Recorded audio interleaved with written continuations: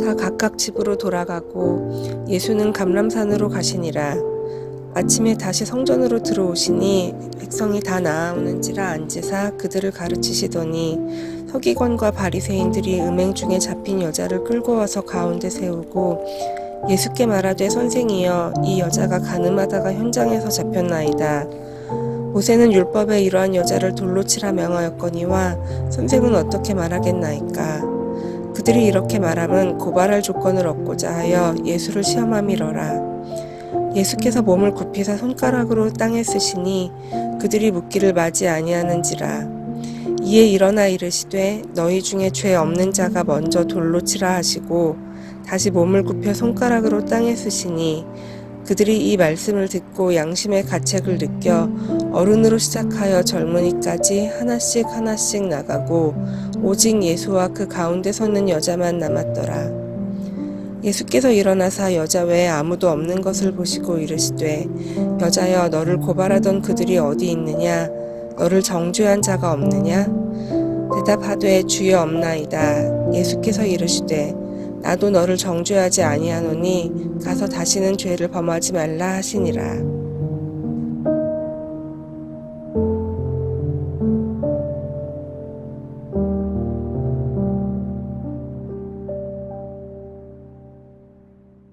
우리 사은자매가 읽어준 이 말씀을 가지고 죽느냐 사느냐 그것은 네 문제가 아니다 라는 조금 긴 제목으로 함께 말씀을 나누기를 원합니다.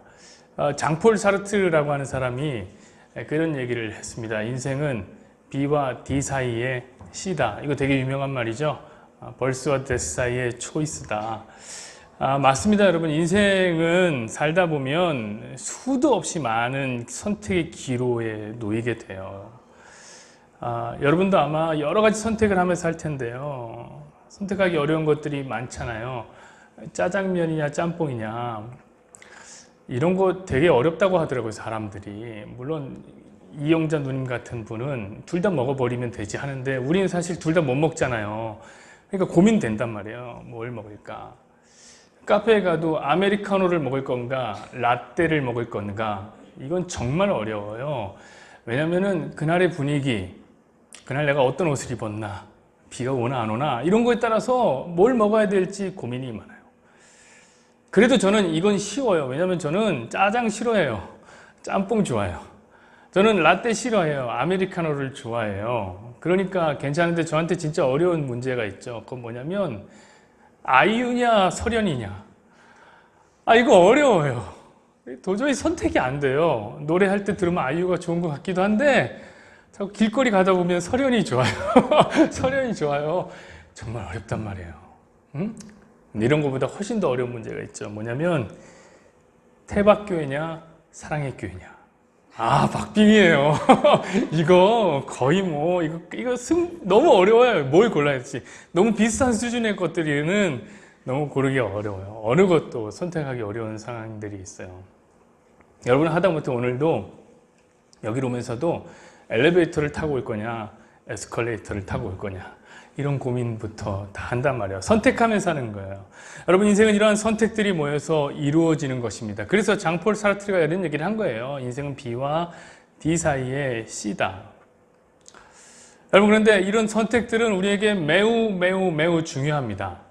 왜냐하면 인생이란 직선적이에요. 직선적이어서 한쪽 길을 선택하면 동시에 다른 쪽 길은 선택할 수 없기 때문에 이런 선택들은 매우 중요하죠. 그래서 자연 발생적으로 발생하는 개념이 뭡니까? 바로 편익과 기회비용이라는 개념이 나오는 거죠. 자, 편익은 뭡니까? 선택함으로써 얻게 되는 이익을 얘기하는 거죠. 기회비용은요, 선택하면 잃어버리게 되는 이득 같은 거를 얘기하게 되는 거예요. 그래서 어쩜 인생의 목적은 너무 간단해요. 선택의 목표는 간단하기 때문에 그래요. 편익을 극대화시키고 기회비용을 극소화시키는 것, 이게 인생의 목표, 선택의 목표란 말이에요. 다시 말씀드려서 나의 이익을 극대화하기 위해서 선택하는 것, 이것이 인생이다.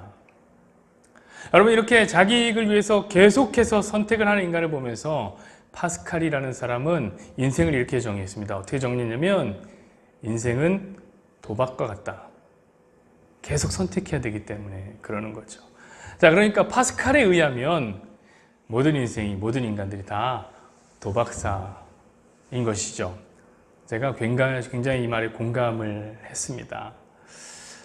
저는 거기에 덧붙여서 좀 더 말하고 싶은 게 있어요. 그건 뭐냐면 태어나면서부터 도박사 맞죠? 도박사의 인간이 소유하고 있는 타고난 천부적인 재능이 하나 있습니다. 그게 뭔지 아세요, 여러분? 바로 이기심이죠. 이기심. 이게 있어야지 도박을 할 수 있어요, 이 도박을. 이 세상에 태어난 수많은 아이들을 보십시오. 가져갈 것이 하나 없는 이 세상 가운데 빈손으로 왔다 빈손으로 가는 이 세상을 주먹을 꼭 쥐고 쥔 채 태어나지 않습니까? 그렇게 이기심으로 똘똘 뭉친 사람들은 자신의 이기심에 의해서 계속되는 선택을 해 나갑니다. 그리고 언젠가는 최후의 혹은 어느 순간엔 반드시 결정해야 되는 선택이 있겠죠? 그게 뭡니까? 죽느냐 사느냐, 이 선택입니다. 저는 오늘 본문에서 선택의 기로에 놓인 3명의 남자를 봤어요. 그 사람들의 이야기를 하려고요. 그리고 그 선택을 기다리는 또 한 명의 여인.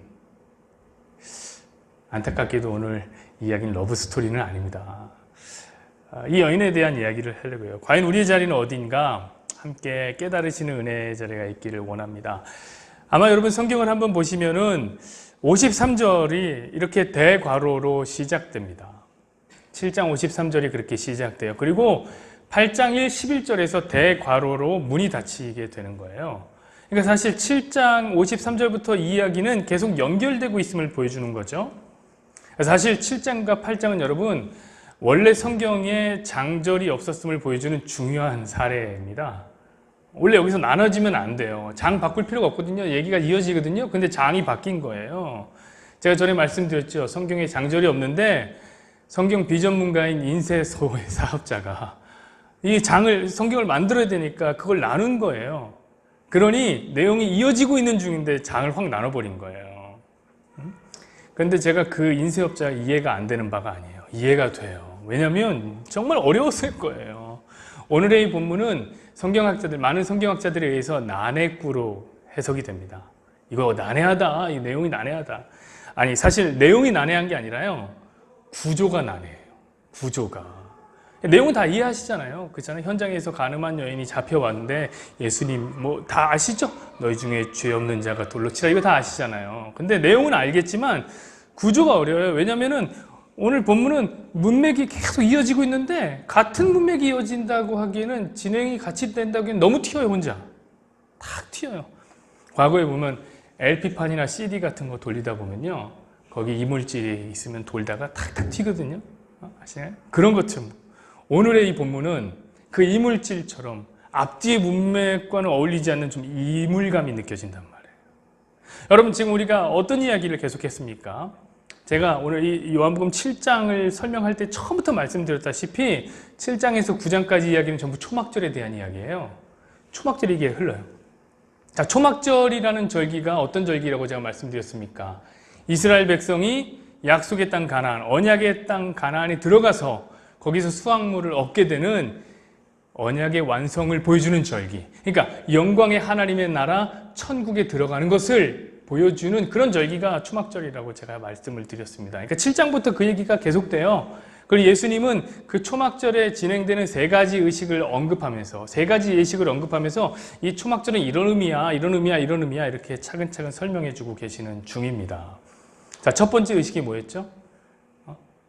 장막을 치고 7일 사는 거잖아요. 이제 좀 기억하여 주셨으면 좋겠습니다. 두 번째 의식이 뭔지 아세요?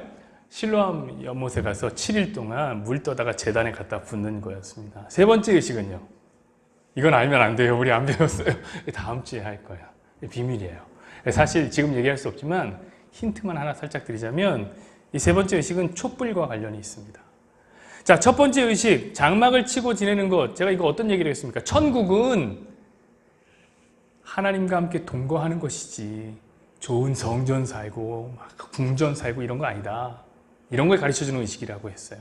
자, 두 번째 의식, 실로암 물에 7일 동안 퍼오는 그거 뭐라고 그랬습니까? 천국이라는 것은 성령 하나님께서 생명력을 선택적으로 범람시켜주는 것이다 라고 지난주에 제가 말씀했어요. 기억하시죠? 그래서 별남 제목도 이렇게 했죠. 그리고 마지막 세 번째 의식은 뭐냐면 8장 12절부터 시작된단 말이에요. 그러니까 오늘 11절까지인데 본문이 12절 우리 잠깐만 한번 보고 봅시다. 이렇게 기록되어 있어요. 예수께서 또 말씀하시되 나는 세상의 빛이니 나를 따르는 자는 어둠에 다니지 아니하고 생명의 빛을 얻으리라. 그럼 세 번째 의식이 뭐라고 그랬어요? 촛불 켜는 거. 야, 여러분 성경이 이렇게 촘촘한 얼개로 다 이루어져 있습니다. 다 연결이 되어 있어요. 그러니까 초막절의 세 번째 의식인 빛에 대한 얘기가 나오는 거죠. 아직 초막절의 이야기가 끝난 게 아니란 말이에요. 계속 연결되고 있는 거예요. 그런데 갑자기 중간에 이상한 에피소드가 훅 올라온 거예요. 여러분이 잘 아는 현장에서 간음하다가 잡힌 여인의 이야기. 이 이야기가 갑자기 들어오니까 구조가 어려운 거예요. 이게 뭐야 갑자기 왜 이 얘기가 나오지? 이런 생각이 든 거죠. 오히려 여러분 이 에피소드가 없었다면 그러니까 바로 12절로 훌딱 넘어갔으면 이해하기가 정말 쉽겠죠. 자연스럽게 연결되잖아요. 그러니까 장절을 나누는데 실패한 제가 느껴져요. 왜 그랬을까? 아, 얘가 어려웠구나. 어려움이 느껴져요. 그럼 게다가 이 에피소드는 제가 말씀드렸죠. 대괄호로 묶여 있어요. 개역 성경에 보면 대괄호로 묶여 있어요. 이거는 무슨 얘기냐면 좀 더 오래된 성경 사본에는 이 얘기가 없는 거예요. 그런데 나중 성경 사본에 보니까 이 얘기가 들어있던 거죠. 그래서 가로가 된 채 나온 거예요. 그래서 성경의 완전성을 훼손하려는 사람들이 있어요. 성경은 완전하지가 않아. 성경은 짜집기 된 문서 쪼가리야 라고 말하는 사람들이 있어요. 이런 사람들이 요거 탁 물거집고 이거 봐 이거는 다 짜집기 된 책이야 이렇게 성경을 폄훼하지만 여러분 사실 오늘 본문은 진짜 초막절의 의미가 무엇인지 제대로 보여주고 있는 본문이에요. 바로 천국에 대한 진한 국물이 오늘 본문에 막 끓고 있어요. 그걸 여러분 마셔야죠. 마치 수미상관처럼 초막절의 이야기가 위에 있고 아래에 초막절의 이야기가 딱 있는데 그 가운데 뭔가 하나 이야기가 낀 거예요. 이거 뭐예요? 강조하는 거죠. 초막절의 메시지를 보다 강조하는 겁니다. 자, 이런 사전 지식을 갖고 들어가야 돼요. 이거 안 갖고 들어가면은 이게 해석이 잘 안 된단 말이에요. 자, 갖고 이제 들어갑니다. 53절 보시죠. 다 각각 집으로 돌아가고 예수는 감람산으로 가시니라. 자, 다 각각 집으로 갔다는 말이 뭡니까? 이제 초막절이 끝났다는 거예요. 명절이 끝났다. 이제 장막 치고 앉아도 된다. 집에 들어가서 자면 된다. 그런 얘기죠. 그런데 예수님은 어떻게 합니까? 집으로 가지 않고 어디로 가십니까? 감람산으로 가세요. 제가 오늘의 설교를 하기 위해서 진짜 아주 많은 주석들을 봤습니다. 그런데 이 본문을 뭐라고 해석하냐면 되게 많은 사람들이, 아니 대부분의 사람들이 뭐로 해석하냐면 여우도 굴이 있고 공중에 나는 새도 거처가 있는데 이 말씀 아시죠? 우리 인자 예수님은 머리 둘 곳이 없다는 메시지랑 연결해서 얘기하더라고요. 이 본문을 다 집으로 갔는데 예수님 감람산으로 갔다. 예수님 집 없다. 여러분 물론 예수님이 이 땅에서 호화롭게 살았다는 거 아니에요. 예수님 이 땅에서 나그네처럼 지내셨습니다. 물론 맞아요. 그런데 적어도 이 본문에서 그걸 강조하는 건 아니에요. 이 본문은 초막절을 강조하는 본문이에요. 이 에피소드가 초막절을 강조하는 것을 알게 되면 이제 이해가 되는 거예요. 그 다음 절 보세요. 보십시다. 아침에 다시 성전으로 들어오시니 백성이 다 나오는지라 앉으사 그들을 가르치시니. 여러분 예수님이 감람산에 있다가 어디로 들어가는 거예요? 성전으로 들어오는 거예요. 여러분 이게 핵심이에요. 이게 핵심이에요. 여러분 감람산은 예루살렘의 동쪽에 자리 잡고 있는 산이에요. 동쪽에. 그러면 예수님이 성전으로 들어가실 때 어디로 들어갔겠어요? 당연히 동문으로 들어가셨겠죠. 동쪽에서 들어오는 거니까. 이게 천국을 보여주는 거예요. 이게 하나님 나라를 보여주는 거예요. 그럼 에스겔 43장은 새 성전, 돌아가게 될 새 성전, 예루살렘 성전을 보여주는 건데 천국을 보여주는 건데 이렇게 기록되어 있어요. 에스겔 43장 1절에서 5절 보십시다. 그 후에 그가 나를 데리고 문에 이르니 곧 동쪽을 향한 문이라. 동문이에요. 이스라엘 하나님의 영광이 동쪽에서부터 오는데 하나님의 음성이 많은 물 같고 땅은 그 영광으로 말미암아 빛나니 그 모양이 내가 본 환상 곧 전에 성읍을 멸하러 올 때 보았던 환상 같고 그바의 강가에서 보는 환상과도 같기로 내가 곧 얼굴을 땅에 대고 엎드렸더니 여호와 영광이 동문을 통하여 성전으로 들어가고 영이 나를 들어 데리고 안뜰로 들어가시고 내가 보니 여호와의 영광이 성전에 가득하더라. 그렇죠. 여러분, 여호와 영광이 어디로 들어가요? 동문으로 들어가는 거예요. 그래서 여호와 영광이 성전에 가득하게 됐다. 이게 뭡니까? 천국의 그림이라고요. 여러분, 예수님이 누구십니까? 예수님은 하나님의 영광을 충만히 가지신 분이라고요. 우리 요한복음 했을 때 공부했어요. 보시죠. 1장 14절. 말씀이 육신이 되어 우리 가운데 거하시니 우리가 그의 영광을 보니 아버지 독생자의 영광의 은혜와 진리가 충만하더라. 자, 그 영광의 실체가 지금 성전 동문으로 들어가는 거예요. 새 성전, 약속된 천국을 보여주는 거예요. 왜죠? 초막절이 천국이기 때문에 그런 거예요. 그거 강조하기 위해서 그리는 거예요. 여러분, 그냥 말 한마디가 그냥 쓰이는 게 아니라고 제가 늘 말씀드렸죠? 그래서 예수님이 들어오신 후에 연달아서 어떤 얘기 했냐면 백성들이 따라 다 나왔다라고 얘기해요. 예수님 왕입니까? 왜 갑자기 백성이라고 얘기했을까요? 천국에 가면 예수님 왕이에요. 그래서 백성들이 따라 나왔다 이렇게 쓰여지고 있는 겁니다. 자, 여러분, 이제 앞선 초막절의 이야기와 오늘 이야기가 연결되는 것이 이해가 되시죠? 자연스럽게 연결돼야 돼요. 자, 3절 보시죠. 서기관들과 바리새인들이 음행 중에 잡힌 여자를 끌고 와서 가운데 세우고 예수께 말하되 선생이여, 이 여자가 가늠하다가 현장에서 잡혔나이다. 모세는 율법에 이러한 여자를 돌로 치라 명하였거니와 선생은 어떻게 말하겠나이까? 그들이 이렇게 말하면 고발할 조건을 얻고자 하여 예수를 시험함이로라. 예수께서 몸을 굽히사 손가락으로 땅에 쓰시니. 자, 그러던 중 예수님이 성전에서 백성을 이렇게 가르치던 중 서기관들과 바리새인들이 저 뒤에서 가늠한 여자 하나를 끌고 와갖고 성전 마당에다가 내팽겨칩니다. 그리고 예수님께 말하는 거예요. 아니, 모세의 율법에 의하면 이런 여자는 돌로 쳐 죽이라고 했는데 당신은 어떻게 할 겁니까? 말해보라 이거죠. 여러분, 성경은 이렇게 말하는 서기관들과 바리새인들의 속내를 6절의 일을 통해 이렇게 밝혀요. 뭐라고 밝히죠? 이렇게 말하면 고발할 조건을 얻고자 함이로라. 네, 맞습니다. 그들은 예수님을 함정에 빠뜨리기 위해서 이런 일을 했던 거예요. 지금 그들은 예수님을 선택의 기로로 몰아넣고 있습니다.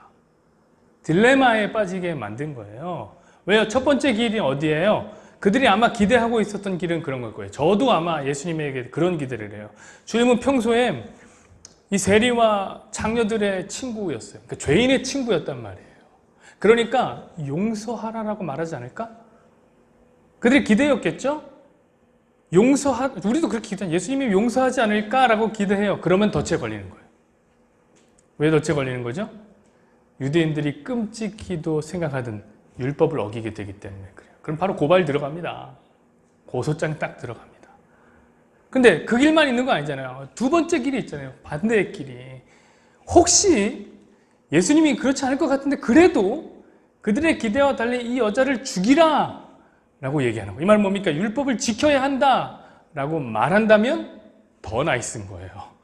왜 그러냐면 지금까지 예수님이 보여주셨던 사랑과 용서의 모든 메시지가 영향력을 잃어버리게 되는 거거든요. 그럼 예수님은 사람들에게 자연스럽게 힘을 잃어가겠죠. 더 좋은 거예요. 게다가 당시에 사람을 살리고 죽이는 권한이 어디에만 있냐면 로마 당국에게만 있습니다. 그러니까 죽이라 라고 하면 어떻게 돼요? 바로 고발 들어가는 거예요. 이리 가도 고발 들어가고 이리 가도 고발 들어가는 거예요. 어디로 가도 고발당하는 기가 막힌 묘수를 찾아낸 거죠. 여러분, 어쩜 이 묘안을 냈던 서기관들과 바리새인들은 서로 이렇게 눈을 보면서 웃으면서 승리를 확신했을 것 같아요. 소름 돋는 거죠. 소름 돋아. 한 여인의 사느냐 죽느냐가 다른 사람의 선택에 놓이는 순간이에요, 지금. 만약 여러분이 이 여인의 처지에 놓인다면 어떤 기분이겠습니까? 별로 그렇게 기분 좋을 것 같지는 않습니다. 자, 서기관들과 바리새인은 이 계획을 실행에 옮깁니다. 착착 진행합니다. 가장 중요한 일은 뭐죠? 현장에서 가늠한 여자를 잡아와야 되는 일이었어요. 잡아왔어요. 여러분, 이것은 철저하게 그들의 계획에 진행했다는 거예요. 왜요? 여러분 생각해 보세요. 간음이라는 것은 현장에서 잡기가 너무 어려워요. 왜죠? 둘만의 은밀한 장소에서 은밀히 행하는 일이기 때문에 잡기가 어렵죠. 그렇죠? 여러분 왜 흥신소가 발달하겠어요? 잡기 어려우니까 그런 게 발달하는 거예요. 그렇죠? 그런데 서기관과 바리새인들은 흥신소가 아니거든요. 그런데 현장에서 가늠한 여자를 잡아온 거예요, 지금. 아, 이거 냄새 나죠, 여러분? 냄새가 슬슬 나죠? 게다가 여러분 생각해 보십시오. 가늠을 혼자 합니까? 여자 혼자 가늠했습니까? 왜 남자가 없죠, 여기에? 남자도 죽여야 돼요, 가늠하면. 근데 남자만 없고 여자만 거기 나와 있는 거예요. 아, 이 사건이 구른내가 폴폴 납니다. 여러분 사건의 기호는 비교적 명확해요. 굉장히 명확해요. 어떤 거냐면 바리새인과 서기관들이 예수를 잡아 넣으려고 사람을 하나 산 거예요. 어떤 금품이 오갔는지 그 사람 어떤 약점이 잡혔는지 저는 모릅니다. 그러나 현장에서 가늠하는 여인만 내놓으면 너는 붙잡지 않겠다 라고 한 남자를 회유한 거죠. 여러분 한 남자가 또 선택의 기로에 섰습니다. 그렇죠?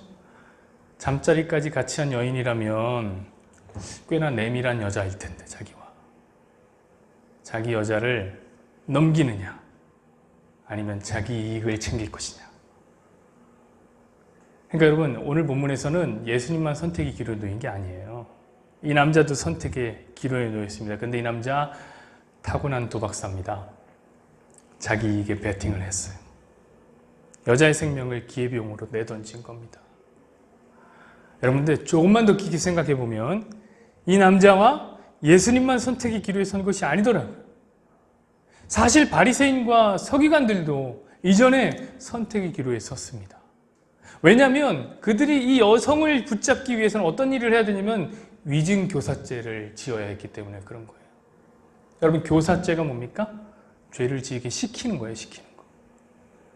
여러분 성경에서는 그 교사죄를 그 짓는 죄와 동일하게 처벌하게 되어 있습니다. 그럼 다윗이 우리야를 어떻게 했습니까? 살인 교사했잖아요. 죽이는데 보내서 죽였잖아요. 다윗은 살인한 죄라고 비난을 받습니다. 그런 거예요. 여러분 그러므로 바리새인들도 선택의 기로에 선 거죠. 예수님을 잡아넣을 건가? 아니면 내가 끔찍이도 율법 지키는 것을 소망하고 살았는데 내가 범죄해야 하는가? 그 사이에 고민했을 거예요. 그런데 그들은 예수를 죽이기로 선택한 겁니다. 예수 죽는 것이 자기에게 이득이 되는 일이기 때문에 그렇게 했죠. 그들 역시 예수님과 한 여인의 생명을 헌신짝 버리듯이 버려버린 거예요. 자, 그럼 이제 다시 선택 앞에 놓인 예수님은 어떠했는가를 돌아보자고요. 여러분 예수님은 갑자기 그 얘기를 듣고 땅바닥에 글씨를 씁니다. 도대체 무슨 글씨를 쓰셨을까? 여러분 궁금하지 않으세요? 이게 무척 궁금한 사람들이 많았던 것 같아요. 사람들이 이걸 갖고 갑론을박이 대단합니다.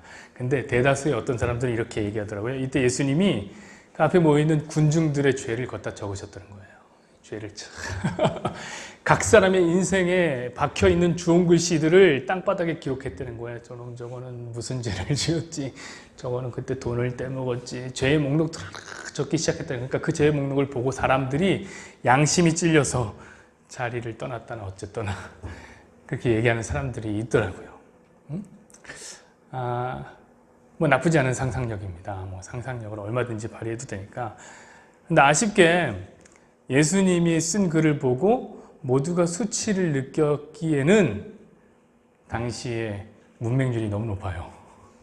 글을 못 보는 사람들이 많아요.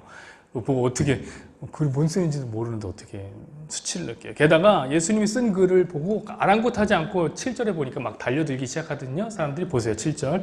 그들이 묻기를 맞이 아니하는지라 이에 일어나 이르시되 너희 중에 죄 없는 자가 먼저 돌로 치라 하시고 묻기를 맞이 아니한다. 이 말이 뭡니까? 이중부정이에요. 이중부정.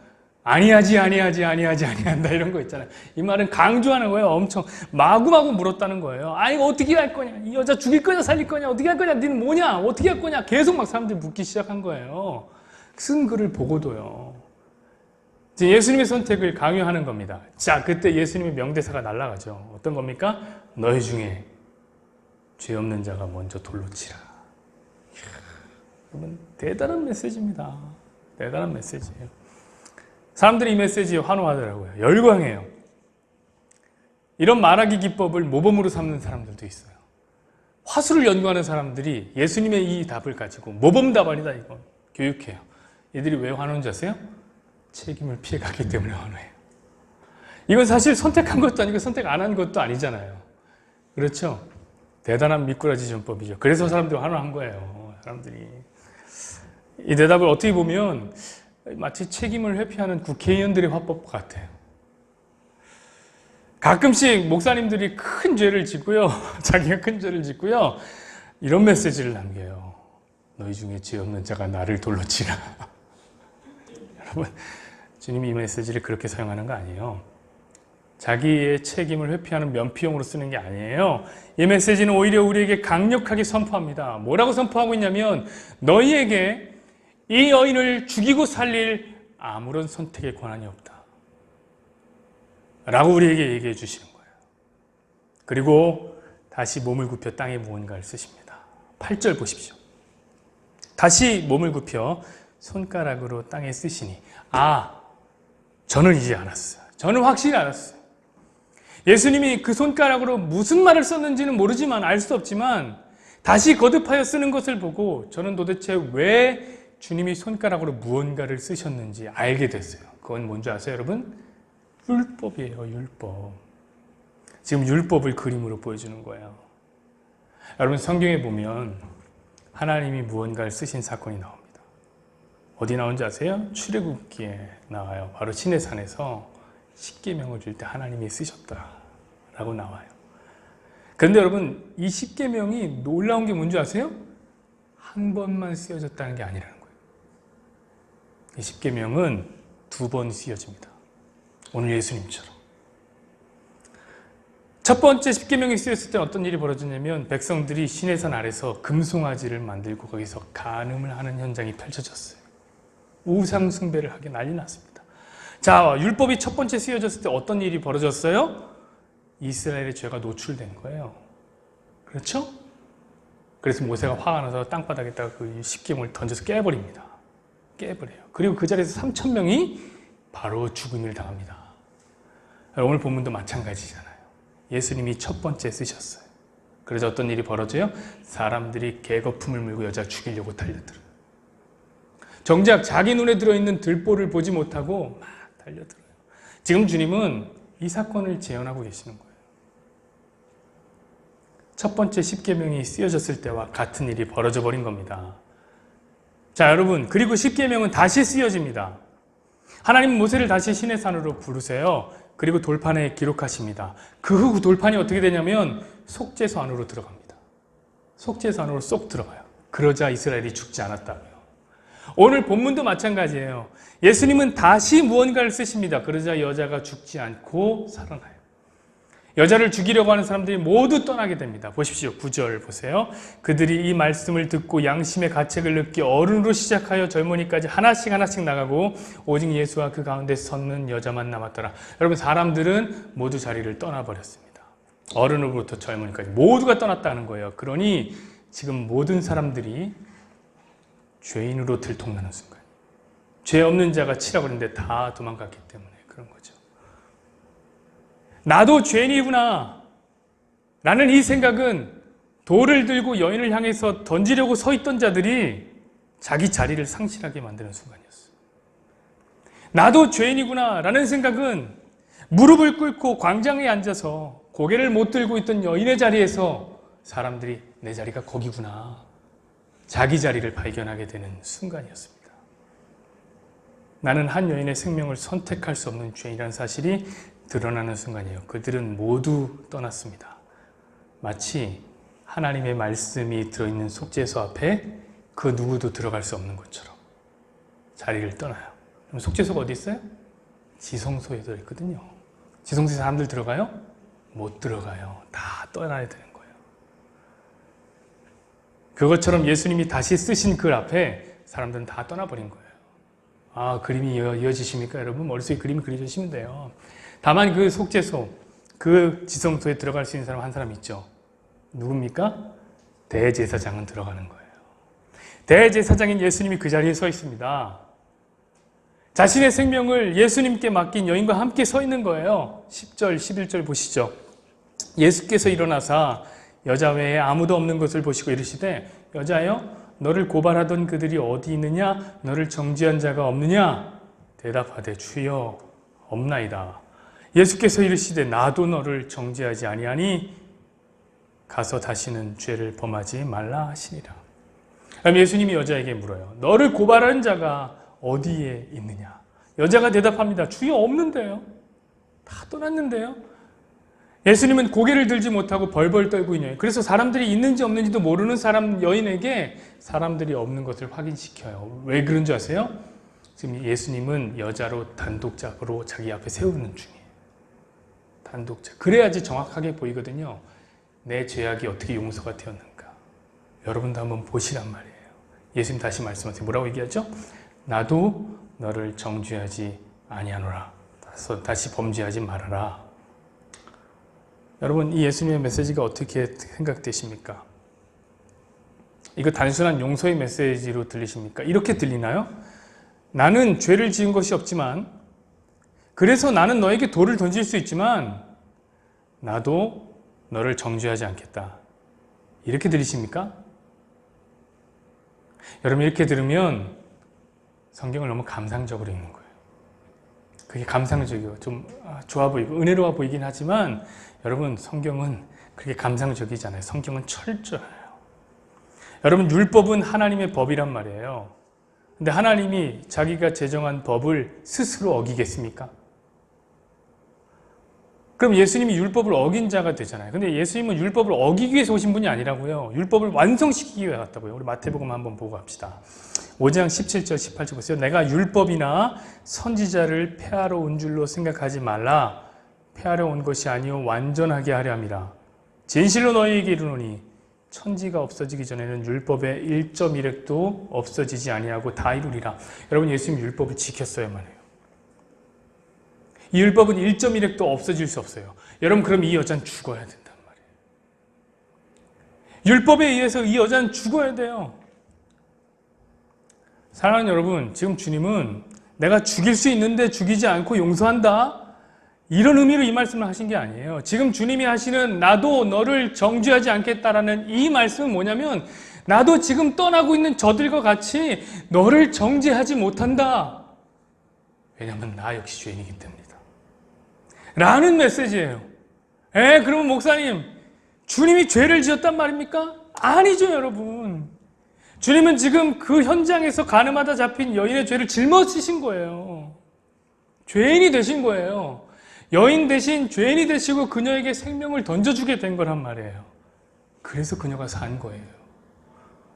예수님은 그렇게 율법을 지키면서 여인을 사랑한 겁니다. 여러분, 조금만 더 깊이 말씀 속으로 들어가 보십시다. 여기까지 알면은 여러분 진짜 베스트예요. 이 두 번째 쓰여진 말씀이 어디로 들어갔다고 제가 말씀드렸죠 아까? 속죄소로 들어갔다고 얘기했어요. 시내산에서 두 번째로 쓰여진 말씀, 속죄소. 지성소 안으로 들어갔습니다. 거기에 제가 누가 들어갈 수 있다고 그랬죠? 대제사장이 들어갈 수 있어요. 그렇습니다, 여러분. 대제사장은 1년 한 차례 대속죄일에 거기 들어가요. 그때 숫 염소를 잡아서 들어가요. 2마리의 염소를 잡는데 한 마리는 하나님께 드려지는 염소라고 그래갖고 잡아서 피를 갖고 그 안에 들어가요. 그리고 그 속죄소에 뿌려요. 7번 뿌려요. 그러면 그 피 때문에 이스라엘 죄가 용서를 받는 거죠. 다른 한 마리는 어떤 염소냐면 아사셀 염소라고 그래서 아사셀에게 바쳐지는 염소인데 그 염소는 그때부터 고난의 행보를 시작해요. 고난의 행보를. 예루살렘 성 거리를 지나서 그 염소는 동문을 빠져나가 감람산을 건너가 예수님이 밖으로 들어오셨던 거 반대로 나가는 거예요. 광야에 버려져요. 이 고난의 행보를 할 때 사람들은 그 염소를 둘러싸고 염소를 저주하기 시작합니다. 염소에게 침을 뱉고요.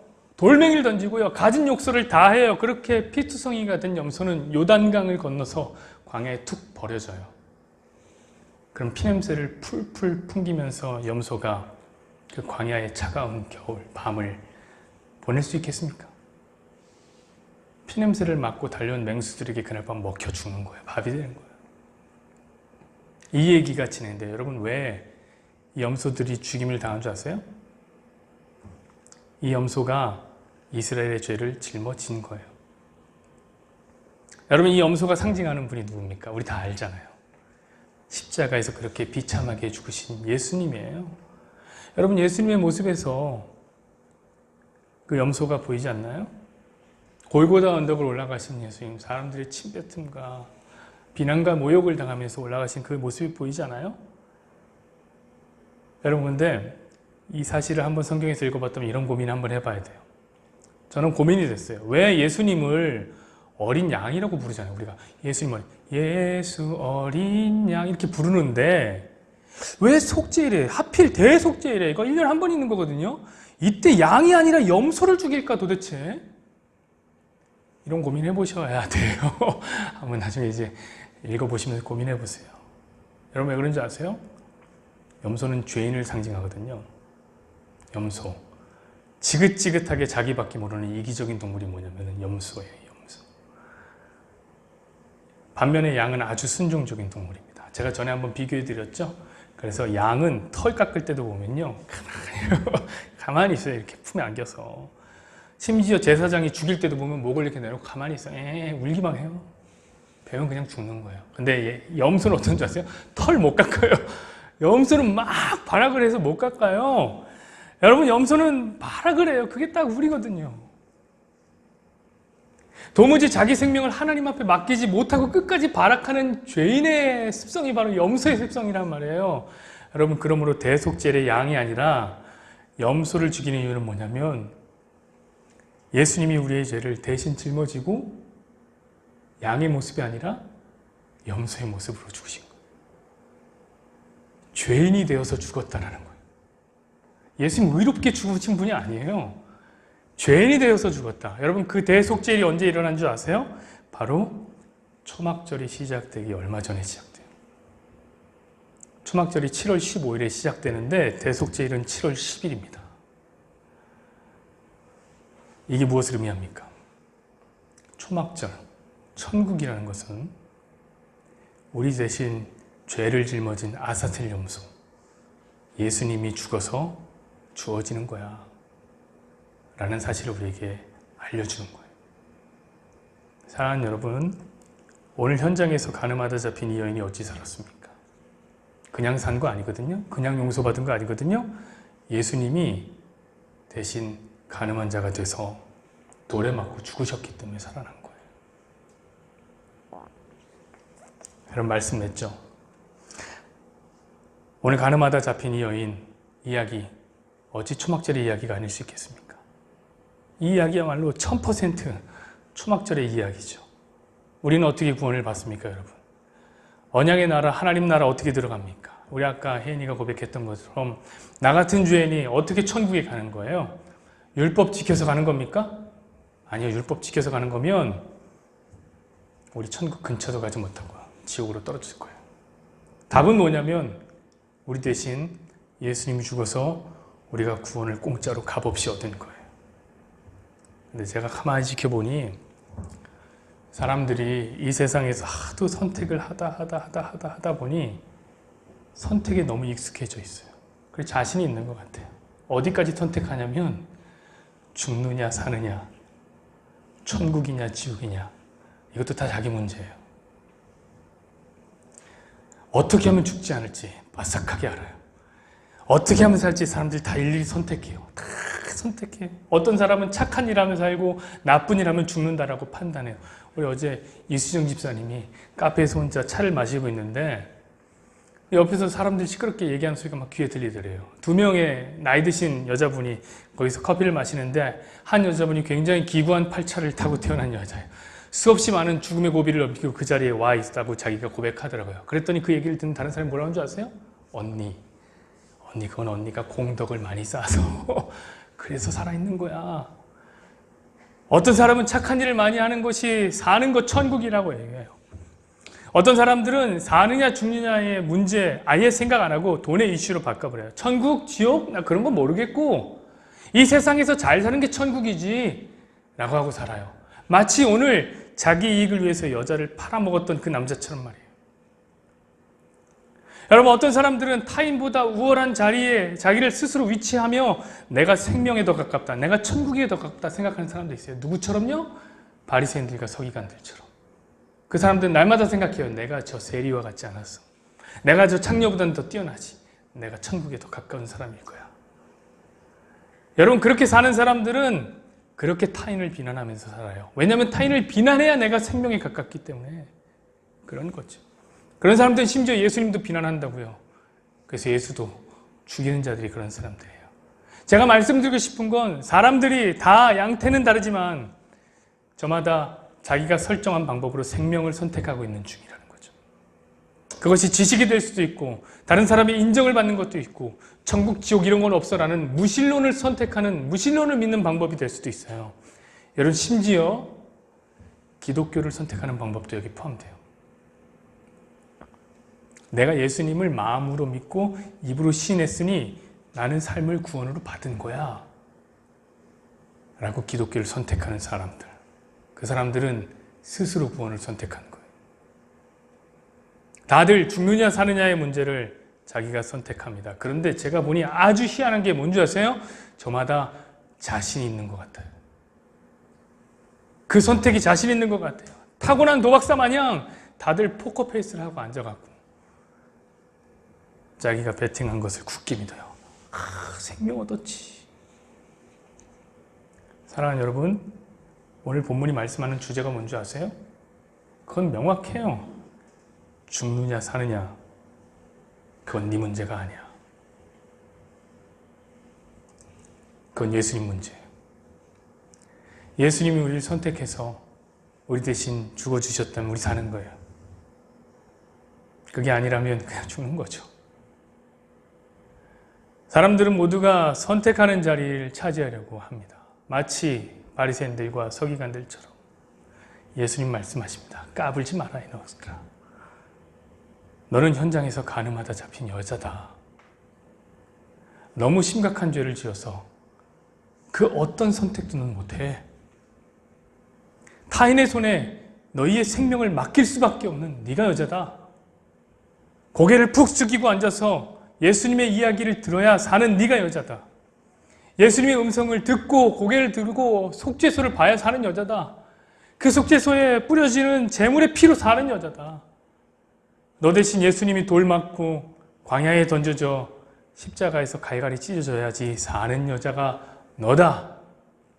아무것도 스스로 선택할 수 없는 여자.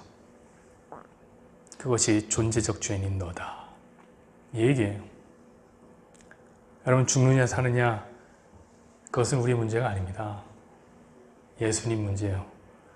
그럼 우리에게 생명을 주님께 그냥 맡겼으면 좋겠어요. 여러분은 모든 선택권을 그리스도의 십자가 아래 묻어두십시오. 그리고 여인처럼 그 앞에 납작 엎드리고 눈으로 한번 보세요.